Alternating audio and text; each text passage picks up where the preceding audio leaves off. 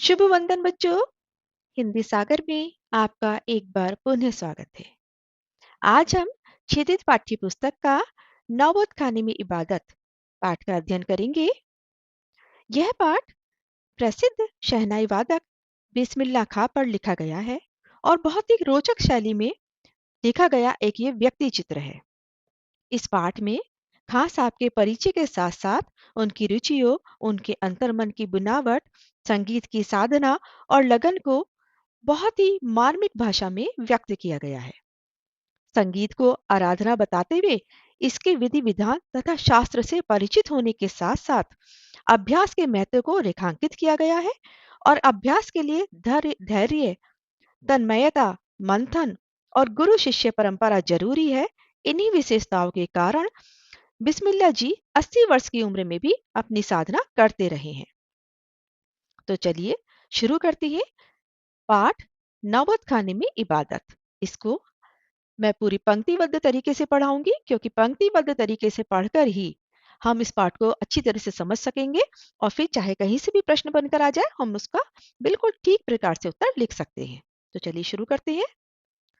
सन 1916 से 1922 के आसपास की काशी, पंचगंगा घाट स्थित बालाजी मंदिर की ड्योढ़ी और ड्योढ़ी का नौबत खाना और नौबत खाने से निकलने वाली मंगल ध्वनि।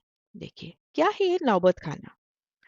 नौबत खाने में इबादत, नौबत खाने का मतलब होता है कि किसी भी घर की या मंदिर का जो मेन गेट होता है और मेन गेट के दोनों तरफ कुछ एक चबूतरा टाइप बना दिया जाता है जहां पर बैठ कर के कुछ वाद्य बजाए जाते हैं। तो वहां पर शहनाई बैठ करके बजाई जाती है, उसी से जो ध्वनि निकलती है उसी को मंगल ध्वनि कहा गया है। तो ये नौबत खाना और इबादत का मतलब होता है पूजा। तो 1916 से 1922 की बात है और काशी में एक बालाजी का मंदिर है और उसी मंदिर की ड्योढ़ी, ड्योढ़ी मतलब जो मेन गेट है वहां पर नौबत खाना जो बना हुआ है और उसी नौबत खाने से निकलने वाली मंगल ध्वनि, उसी के बारे में ये पूरा पाठ है। अमरुद्दीन अभी सिर्फ 6 साल का है। एक बच्चा है अमरुद्दीन, 6 साल का है और उसका बड़ा भाई शमसुद्दीन 9 साल का है, अर्थात उससे 3 साल बड़ा है। अमरुद्दीन को पता नहीं कि राग किस चिड़िया को कहते हैं और ये लोग हैं मामू जान वगैरह जो बात बात पर भीम पलासी और मुल्तानी कहते रहते हैं। तो अमरुद्दीन अभी छोटा है, इसे इसलिए उसको पता ही नहीं है कि भाई राग किसे कहते हैं, छोटा है ना इसलिए। और उसके मामा है जो बात बात पर भीम पलासी और मुल्तानी कहते रहते हैं। भीम पलासी और मुल्तानी रागों के नाम है। क्या वाजिब मतलब हो सकता है इन शब्दों का। इस लिहाज से अभी उम्र नहीं है अमरुद्दीन की, जान सके इन भारी शब्दों का वजन कितना होगा। गोया इतना जरूर है कि अमरुद्दीन व शमसुद्दीन के मामा दे सादिक हुसैन और अली बख्श देश के जाने माने शहनाई वादक हैं। तो ये मामा के पास हैं और इन्हें अभी पता नहीं है, लेकिन इनके जो मामा हैं जिनका नाम है सादिक हुसैन हुसैन और अली बख्श, तो ये दोनों के दोनों बहुत ही शहनाई वादक, बहुत ही जाने माने शहनाई वादक रहे हैं। तो ये बात बात पर भीम पलासी और मुल्तानी कुछ ऐसा बोलते रहते हैं। अमरुद्दीन समझ नहीं पाता है कि ये सब क्या है और इनके मामा जो है विभिन्न रियासतों के दरबार में बजाने जाते हैं, शहनाई बजाने जाते हैं। रोम नामचे में बालाजी का मंदिर सबसे ऊपर आता है। रोम नामचे मतलब डेली, प्रतिदिन ये बालाजी के मंदिर में जाते हैं। हर दिन की शुरुआत वहीं ड्योढ़ी पर होती है। मंदिर के विग्रहों को पता नहीं कितनी समझ है जो रोज बदल बदल कर मुल्तानी, कल्याण, ललित और कभी भैरव आदि रागों को सुनते रहते हैं। जब मंदिर के ड्योढ़ी पर बैठकर ये बजाते हैं तो जो मंदिर में उसकी ध्वनि जाती है, तो वहाँ की जो दीवारें हैं, वहाँ के जो विग्रह हैं, वो भी रोज यही सुनते हैं। कल्याण, कभी कल्याण सुनते हैं, कभी मुल्तानी सुनते हैं, कभी ललित सुनते हैं। ये खानदानी पेशा है अली बख्श के घर का। उनके अब्बाजान भी यही ड्योढ़ी पर शहनाई बजाते रहते थे, मतलब बहुत पहले से अमरुद्दीन के घर में ये पेशा चला आ रहा है। अमरुद्दीन का जन्म डुमराव, बिहार के संगीत प्रेमी गांव में, संगीत प्रेमी परिवार में हुआ है।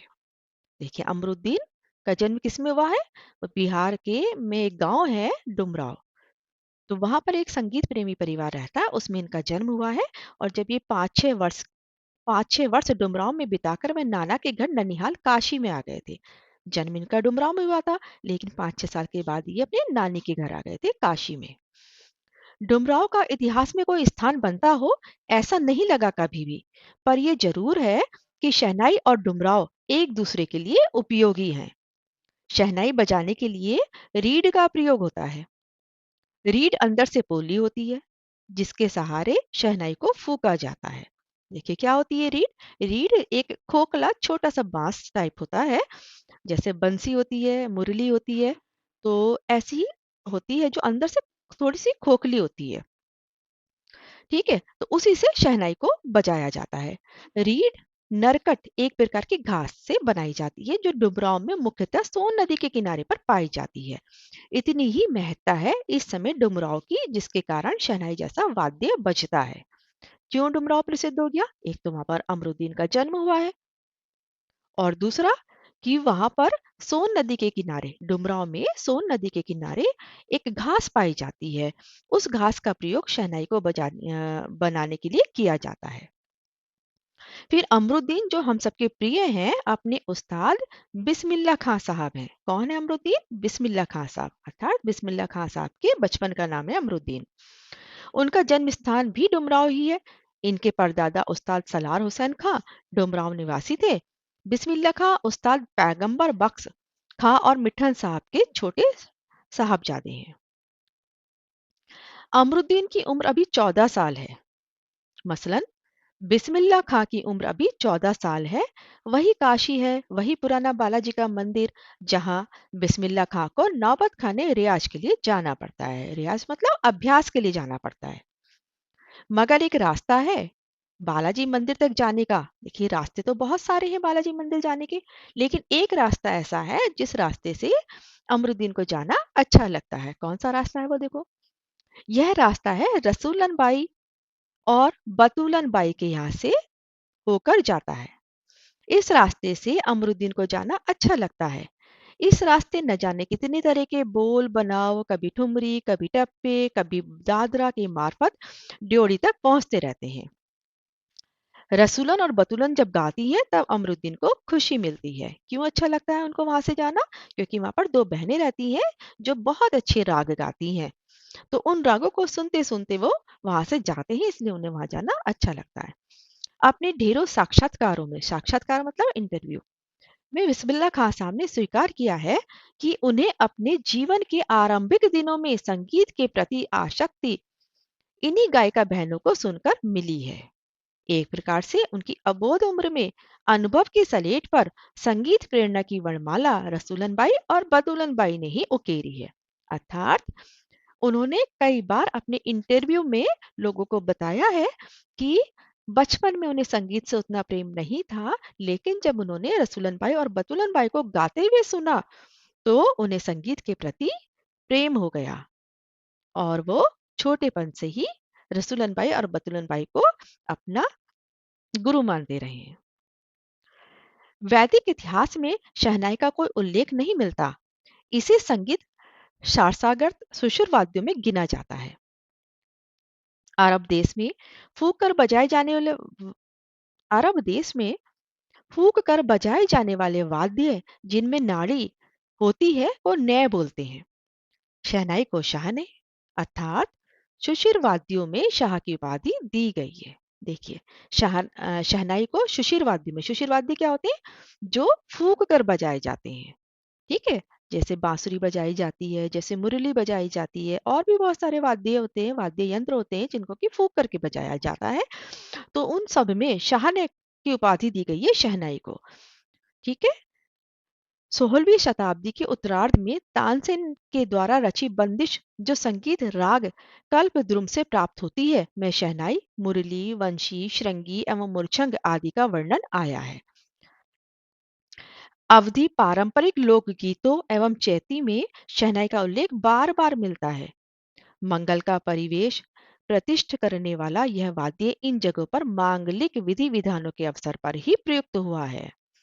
दक्षिण भारत में मंगल वाद्य स्वरम की तरह शहनाई प्रभाती की मंगल ध्वनि का संपूरक है। मंगल ध्वनि शहनाई क्या है? जो मांगलिक अवसरों पर बजाई जाती है। जो मांगलिक अवसर पर बजाई जाती है और बहुत ही मीठी ध्वनि होती है। जैसे कि दक्षिण भारत में नागस्वरम होता है और इसी तरह से शहनाई जो है वो मांगलिक अवसरों पर बजाई जाती है। शहनाई की इसी मंगल ध्वनि के नायक बिस्मिल्लाह खां साहब 80 बरस से सुर मांग रहे हैं। सच्चे सुर की नेमत 80 बरस की पांचों वक्त वाली नमाज इसी सुर को पाने की प्रार्थना में खर्च हो जाती है। लाखों सजदे इसी एक सच्चे सुर की इबादत में खुदा के आगे झुकते हैं। वे नमाज के बाद सजदे में गिड़गिड़ाते हैं, मेरे मालिक एक सुर बख्श दे। सुर में वह तासीर पैदा कर कि आंखों से सच्चे मोती की तरह अनगढ़ आंसू निकल आए। उनको यकीन है कभी खुदा यूं ही उन पर मेहरबान होगा और अपनी झोली से सुर का फल निकाल कर उनकी ओर उछालेगा, फिर कहेगा, ले जा अमरुद्दीन, इसको खा ले और कर ले अपनी मुराद पूरी। देखिए, बिस्मिल्लाह खां 80 साल के हो चुके हैं, लेकिन फिर भी वो भगवान से, ईश्वर से, अल्लाह से सच्चा सुर मांगते हैं। 5 वक्त की नमाज अदा करते हैं और बाद में सजदे में गिड़गिड़ाते हैं और कहते हैं कि हे मेरे मालिक, मुझे एक सच्चा सुर बख्श दे। और ऐसा सुर जिसको सुन करके लोगों की आंखों से सच्चे मोती की तरह आंसू निकल आए। और उन्हें पूरा विश्वास भी है कि एक दिन अल्लाह उन पर, खुदा उन पर मेहरबान होगा और फिर उनको सच्चा सुर दे देगा।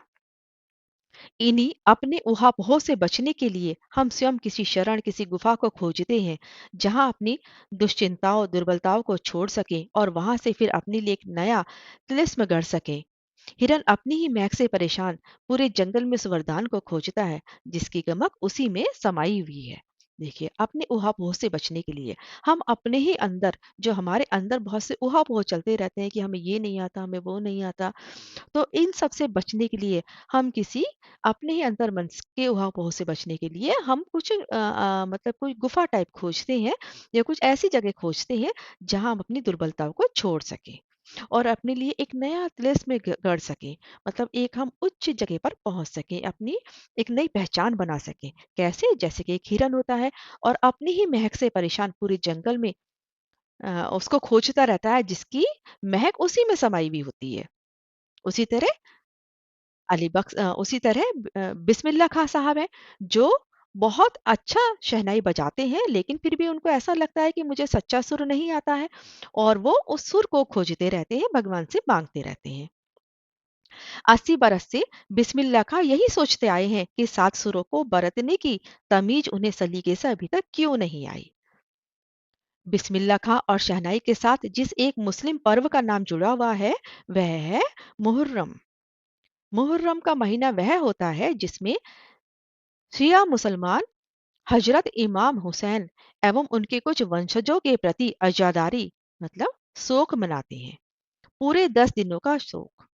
वे बताते हैं कि उन्हें, उनके खानदान का कोई व्यक्ति मुहर्रम के दिनों में ना तो शहनाई बजाता है और ना ही किसी संगीत के कार्यक्रम में शिरकत ही करता है, क्योंकि शोक के दिन होते हैं, तो इसलिए वो मंगल ध्वनि को नहीं बजाते हैं। 8वीं तारीख उनके लिए खास महत्व की है। इस दिन खां साहब खड़े होकर शहनाई बजाते हैं। देखिए, जब 8वीं तारीख आती है, तब ये क्या करते हैं, खड़े होकर शहनाई बजाते हैं। वह दाल मंडी से फात मान के फात मान के करीब 8 किलोमीटर तक की दूरी पैदल रोते हुए और नौहा बजाते हुए जाते हैं। नौहा एक राग होता है जो मंगल ध्वनि के अंतर्गत नहीं आता, उसको बजाते हुए जाते हैं। इस दिन कोई राग नहीं बजता। राग रागनियों की अदायगी पर का निषेध है इस दिन। क्या करते हैं, कोई भी शुभ राग या कोई भी अच्छा राग इस दिन नहीं बजाया जाता है। उनकी आंखें इमाम हुसैन और उनके परिवार के लोगों की शहादत में नम रहती हैं। अजादारी होती है, हजारों आंखें नम, हजार बरस की परंपरा पुनः जीवित। मुहर्रम संपन्न होता है। एक बड़े कलाकार का सहज मानवीय रूप ऐसे अवसर पर आसानी से दिख जाता है। देखिए कितनी, मतलब देखिए, बालाजी के मंदिर पर भी जाते हैं ये, वहां पर डेली मंगल ध्वनि बजाते हैं और साथ ही साथ अपने धर्म के प्रति भी उतना ही लगाव है इनका। ये पूरी धर्म के पूरी शिरकत के साथ में मुहर्रम का महीना मनाते हैं। मुहर्रम की गमज़दा हालात माहौल से अलग कभी-कभी सुकून के क्षणों में वे अपनी जवानी के दिनों को याद कर लेते हैं। 80 साल के हो चुके हैं ना, तो अपने जवानी के दिनों को याद करती हैं। वे अपने रियाज को कम और उन दिनों के अपने जुनून को अधिक याद करते हैं। अभ्यास तो इन्हें याद नहीं आता, हाँ, उन दोनों का जुनून ज़रूर याद आता है। कैसा जुनून था? अपने अब्बाजान और उस्ताद को कम और पक्का महाल की कुलसुम हलवाइन की कचौड़ी वाली दुकान वे गीता बाली और सुलोचना को ज्यादा याद करती हैं। देखिए, एक जगह है पक्का महाल और वहां पर एक कुलसुम हलवाइन कचौड़ी बनाती थी, उन्हें याद करते हैं बहुत ज्यादा। और किसे याद करते हैं? गीता बाली और सुलोचना। कौन है ये गीता बाली और सुलोचना? देखिए, सुनिए कौन है। कैसे सुलोचना उनकी पसंदीदा हीरोइन रही है। कौन है ये गीता बाली और सुलोचना? हीरोइन। बड़ी रहस्यमय मुस्कुराहट के साथ गालों पर चमक आ जाती है। खां साहब की अनुभवी आंखें और जल्दी ही खिस से हंस देने वाली ईश्वरीय कृपा आज भी बदस्तूर कायम है। इसी बाल सुलभ हंसी में कई यादें बंद हैं।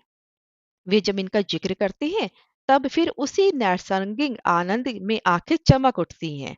देखिए, बहुत सारी यादें इनकी जवानी के दिनों की हैं। तो जब ये उनको याद करते हैं तो एक खिस के साथ इनके मुंह पर एक हंसी आ जाती है और जब इसका जिक्र करते हैं तो उनकी आंखें चमक उठती हैं। बताते हैं, सोचते हैं कि अमरुद्दीन जब सिर्फ 4 साल का रहा होगा, छुपकर नाना को शहनाई बजाते हुए सुनता था। और अभ्यास के बाद जब वह अपनी जगह से उठकर चले जाएं, तब जाकर ढेरों छोटी बड़ी शहनाइयों की भीड़ में से अपने नाना वाली शहनाई ढूंढता है और एक एक शहनाई को फेंक कर खारिज करता जाता है। खारिज मतलब कि ये भी बेकार है, ये भी बेकार है, ऐसे करता चला जाता है। क्या करता था? जब ये छोटा सा था तो नाना को सुनता था कि नाना बड़ी प्यारी शहनाई बजा रहे हैं, और जब इनके नाना जी वहां से उठकर चले जाते थे तो ये क्या करते थे कि जाकर के वहां से सारी शहनाइयों में से अपने नाना की मीठी वाली शहनाई ढूंढते थे कि कौन सी शहनाई है जिसको नाना इतने अच्छे से बजाते हैं। और ये सोचता था कि लगता है मीठी वाली शहनाई दादा कहीं और रखते हैं। जब मामू अली बख्श खां, जो उस्ताद भी थे, शहनाई बजाते हुए सम पर आ जाएं, सम पर मतलब ऊंचे सुर पर आ जाते, जब बहुत अच्छी शहनाई बजाते थे तब धड़ से एक पत्थर जमीन पर मारता था। सम पर आने की तमीज उन्हें बचपन में ही आ गई थी, मगर बच्चे को यह मालूम नहीं था कि दाद वहां करके दी जाती है, सिर हिलाकर दी जाती है, पत्थर पटक कर नहीं। क्या था कि जब इनके मामा शहनाई बजाते थे और जब बहुत अच्छी, सबसे अच्छी शहनाई बजाते थे तो ये एक पत्थर उठाते थे और जमीन पर मारते थे। तो इनको बचपन में ही पता चल गया था कि सबसे अच्छा सुर, सबसे अच्छी शहनाई क्या है। और बचपन के समय फिल्मों के बुखार के बारे में तो पूछना ही क्या। उस समय थर्ड क्लास के लिए 6 पैसे का टिकट मिलता था। अमरुद्दीन 2 पैसे मामू से, 2 पैसे मौसी से और 2 पैसे नानी से लेते थे और फिर घंटों लाइन में लगकर टिकट हासिल करते थे।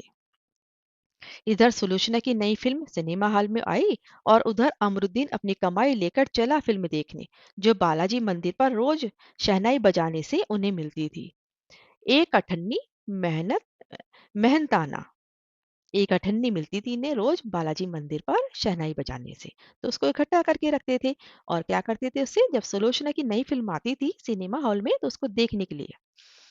उस समय पर यह शौक जबरदस्त कि सुलोचना की कोई नई फिल्म छूट न जाए। और कुलसुम की देसी घी वाली दुकान, वहां की संगीत में कचौड़ी संगीत में कचौड़ी इस तरह क्योंकि कुलसुम जब कलकलाते घी में कचौड़ी डालती थी, उस समय छन से उठने वाली आवाज में उन्हें सारे आरोह अवरोह दिख जाते थे। आरोह अवरोह मतलब छन मतलब कि जो बहुत एक धीमा सुर होता है और फिर उससे धीरे धीरे ऊंचा सुर जाता है, उसे आरोह और अवरोह कहते हैं। राम जाने कितनों ने ऐसी कचौड़ी खाई होगी, मगर इतना तय है कि अपने खां साहब रियाजी और स्वादी दोनों रहे हैं। और इस बात में कोई शक नहीं कि दादा की मीठी वाली शहनाई उनके हाथ लग चुकी है, अर्थात उन्हें बहुत अच्छी शहनाई बजानी आ गई है। काशी में संगीत आयोजन की एक प्राचीन एवं अद्भुत परंपरा है। यह आयोजन पिछले कई वर्षों से संकट मोचन मंदिर में होता आया है। संगीत का एक वहां पर प्रतियोगिता होती थी संकट मोचन मंदिर में। यह मंदिर शहर के दक्षिण में लंका पर स्थित है। वह हनुमान जयंती के अवसर पर यहाँ 5 दिनों तक शास्त्रीय एवं उपशास्त्रीय गायन वादन की उत्कृष्ट सभा होती है। इसमें बिस्मिल्लाह खां अवश्य रहते हैं। अपने मजहब के प्रति अत्यधिक समर्पित उस्ताद बिस्मिल्लाह खां की श्रद्धा काशी विश्वनाथ जी के प्रति भी अपार है। वे जब भी काशी से बाहर रहते हैं, तब विश्वनाथ व बालाजी मंदिर की दिशा की ओर मुंह करके बैठते हैं। थोड़ी देर ही सही, मगर उसी ओर शहनाई का प्याला घुमा दिया जाता है और भीतर की आस्था रीढ़ के माध्यम से बजती है। खां साहब की एक रीढ़ 15 से 20 मिनट के अंदर गीली हो जाती है, तब वे दूसरी रीढ़ का इस्तेमाल कर लिया करते हैं। देखिए, इनकी अपने मजहब के प्रति तो ये समर्पित हैं ही, साथ ही इनकी काशी में विश्वनाथ जी के प्रति भी बहुत श्रद्धा है। जब भी कभी ये काशी से बाहर जाते हैं और तो वहां पर भी ये सबसे पहले बाबा के, जिधर बाबा का मंदिर होता है विश्वनाथ मंदिर, उधर की तरफ सबसे पहले अपना मुंह करके बैठते हैं और वहीं से अपनी शहनाई को शुरू करते हैं। अक्सर कहते हैं, क्या करें, क्या करें मियाँ, ये काशी छोड़कर कहाँ जाएं। गंगा मैया यहाँ, गंगा मैया यहाँ, बाबा विश्वनाथ यहाँ, बालाजी का मंदिर यहाँ। यहाँ हमारे खानदान की कई पुश्तों ने शहनाई बजाई है। हमारे नाना तो वही बालाजी मंदिर में बड़ी प्रतिष्ठित शहनाई वादक रह चुके हैं। अब हम क्या करें, मरते दम तक न ये शहनाई छूटेगी न काशी। जिस जमीन ने हमें तालीम दी, जहां से अदब पाई, वो कहाँ और मिलेगी। शहनाई और काशी से बढ़कर कोई जन्नत नहीं इस धरती पर हमारे लिए। ये सब कौन कहता है? ये सब कहते हैं बिस्मिल्लाह खां साहब। काशी संस्कृति की पाठशाला है। शास्त्रों में आनंद कानन के प्रति नाम से प्रतिष्ठ काशी में कालाधर हनुमान व नृत्य विश्वनाथ जी हैं। काशी में बिस्मिल्लाह खां है। काशी में हजारों साल का इतिहास है, जिसमें पंडित कंठे महाराज हैं, विद्याधरी हैं, बड़े रामदास जी हैं, मौजुद्दीन खां हैं। वह इन रसिकों से उत्कृष्ट उपकृत होने वाला अपार जनसमूह है। यह एक अलग काशी है, जिसकी अलग तहजीब है, अपनी बोली और अपनी विशिष्ट लोग हैं। इनके अपने उत्सव हैं, अपना गम है, अपना सेहरा बनना और अपना नौहा है। आप यहाँ संगीत को भक्ति से, भक्ति को किसी भी धर्म के कलाकार से, कजरी को चैती से और विश्वनाथ को विलाक्षी से, बिस्मिल्लाह खां को गंगाद्वार से अलग करके नहीं देख सकते। देखिए, बहुत ही महत्वपूर्ण है ये वाला पहरा। अक्सर आता है, काशी संस्कृति की पाठशाला है। मतलब हर प्रकार की संस्कृति काशी में मौजूद है। हिंदू और मुस्लिम, इन दोनों को कभी भी दोनों से अलग, एक दूसरे से अलग करके नहीं देखा जा सकता। विश्वनाथ जी हैं तो वहीं पे विलाक्षी भी है, बिस्मिल्लाह खां है तो गंगा द्वार भी है, और दोनों एक दूसरे के प्रति समर्पित हैं। अक्सर समारोह एवं उत्सवों में दुनिया कहती है, ये बिस्मिल्लाह खां है। बिस्मिल्लाह खां का मतलब बिस्मिल्लाह खां की शहनाई। शहनाई का तात्पर्य बिस्मिल्लाह खां का हाथ, हाथ से आशय इतना भर कि बिस्मिल्लाह खां की फूंक और शहनाई की जादुई आवाज, इसका असर हमारे सिर पर चढ़कर बोलने लगता है। शहनाई में सरगम भरा है। खां साहब को ताल मालूम है, राग मालूम है। ऐसा नहीं कि बेताले जाएंगे। बेताले मतलब सुर से भटक जाएंगे, ताल से भटक जाएंगे। शहनाई में 7 सुर लेकर निकल पड़े।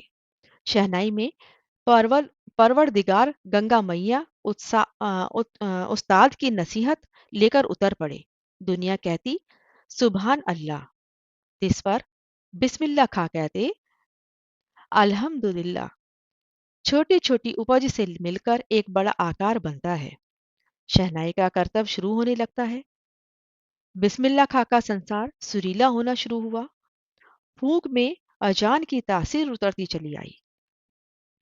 देखते देखते शहनाई 1.5 शतक के साज से 2 शतक का साज बन साजों की कतार कतार में सरताज हो गई।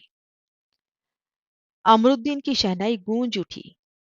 उस फकीर की दुआ लगी जिसने अमरुद्दीन से कहा था, बजा बजा। अर्थात इन्होंने इतना अभ्यास किया कि लोग बाग उनकी शहनाई के दीवाने हो गए और जब कभी भी ये शहनाई बजाते थे तो लोग बाग उनको बहुत मतलब उनकी शहनाई पर बहुत वाह-वाह करते थे और धीरे-धीरे उनकी शहनाई सारे वाद्य यंत्रों में सबकी सरताज हो गई। अमरुद्दीन को लगा कि शायद उस फकीर की दुआ लग गई है जिसने कभी उन्हें बजाते हुए सुना होगा और उससे कहा होगा कि बजा मतलब अभ्यास कर, तो एक दिन जरूर इसमें नाम कमाएगा। तो ऐसे ही किसी दिन एक शिष्या ने डरते डरते खां साहब को टोका, बाबा आप यह क्या करते हैं? इतनी प्रतिष्ठा है आपकी, अब तो आपको भारत रत्न रत्न भी मिल चुका है, ये फटी तहमद ना पहना करें। देखिए, जब ये अभ्यास करते होंगे और अपने शिष्यों को सिखाते होंगे, तो एक बार इनकी शिष्या थी छोटी सी, तो उसने इनको टोका कि बाबा ये क्या करते हो आप? आपका इतना मान है, सम्मान है, भारत रत्न भी आपको मिल चुका है, फिर भी आप फटी तहमद पहनते हो। अच्छा नहीं लगता, जब भी कोई आता है आप इसी फटी तहमद में सबसे मिलते हैं। खां साहब मुस्कुराए, लाड़ से भरकर बोले, धत पगली ई भारत रत्न हमको सनैया पे मिला है, लुंगिया पर नहीं।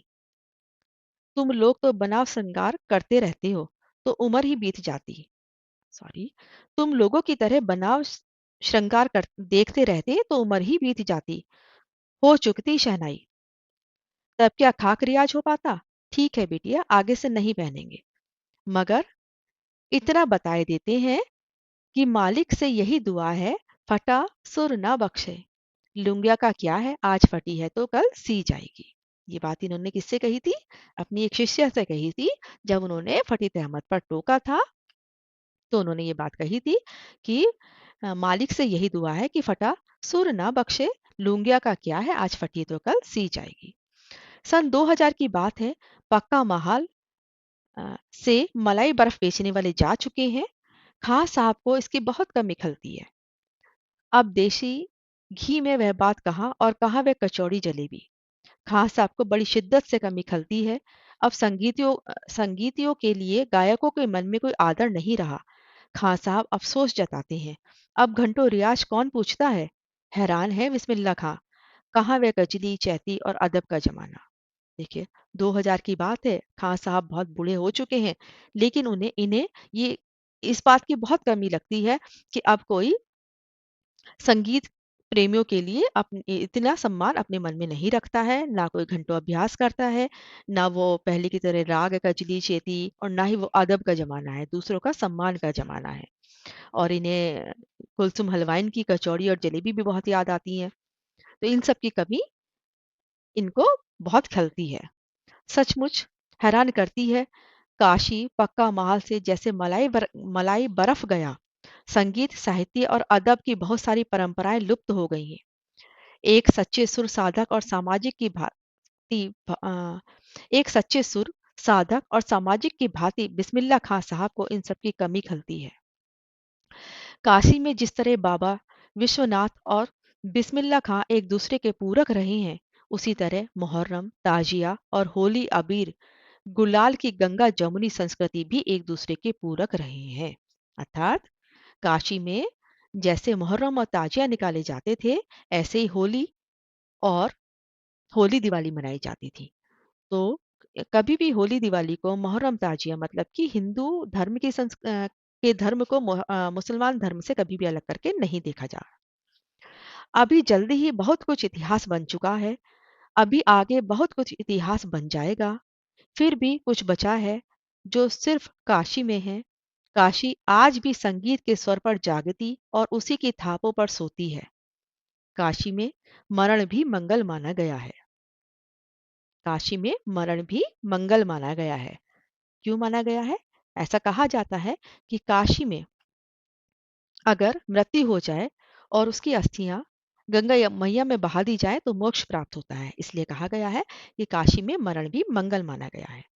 काशी आनंद कानन है। सबसे बड़ी बात है कि काशी के पास उस्ताद बिस्मिल्लाह खां जैसे लय और सुर की तमीज सिखाने वाला नायाब हीरा है, जो हमेशा से दो कौमों को एक होने वे आपस में भाईचारे के साथ रहने की प्रेरणा देता रहा है। भारत रत्न से लेकर इस देश के ढेरों ढेरों विश्वविद्यालयों की मानद उपाधियों से अलंकृत वे संगीत नाटक अकादमी पुरस्कार एवं पद्म विभूषण जैसे सम्मानों से नहीं, बल्कि अपनी अजय संगीत यात्रा के लिए बिस्मिल्लाह खां साहब भविष्य में हमेशा संगीत के नायक बने रहेंगे। उन्हें बहुत सारे पुरस्कार मिल चुके थे, लेकिन फिर भी वो बहुत ही सरल और सामान्य व्यक्ति थे और अपनी इसी संगीत यात्रा के लिए बिस्मिल्लाह खां हमेशा शहनाई की दुनिया में हमेशा नायक बने रहेंगे। 90 वर्ष की भरी पूरी आयु में 21 अगस्त 2006 को संगीत रसिकों की हार्दिक सभा सभा से विदा हुए खान साहब की सबसे बड़ी देन हमें यही है कि पूरे 80 बरस उन्होंने संगीत को संपूर्णता व एकाधिकार से सीखने की जिजीविषा को अपने भीतर जिंदा रखा। तो ये था नौबत खाने में इबादत पाठ की व्याख्या। मुझे आशा है कि आपको समझ में आ गया होगा। अगर आपने इसको ठीक प्रकार से पढ़ लिया तो कहीं से भी कोई प्रश्न आ जाए, आप उसको उसका आंसर बहुत आराम से दे सकते हैं। अगली वीडियो में हम इससे संबंधित बहुत ही इम्पोर्टेंट क्वेश्चंस आंसर कराएंगे। तब तक के लिए धन्यवाद। खुश रहिए, स्वस्थ रहिए।